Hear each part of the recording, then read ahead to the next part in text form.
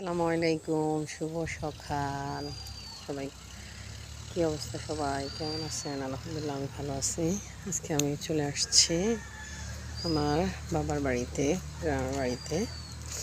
এই তো এখন সকাল 8টা।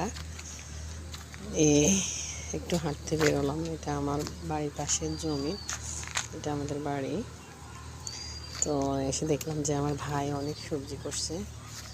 এই যে এটা হচ্ছে পুঁই গাছ, এটা করলা, এটা মেবি করলা গাছ।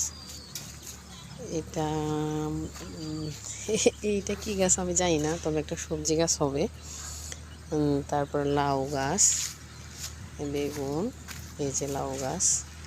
এই আর কি, আসলে শীতকালীন সবজিগুলো খাওয়ার মজাটাই আলাদা, এই আর কি। তো সবাই ভালো থাকবেন, সুস্থ থাকবেন। আল্লাহ।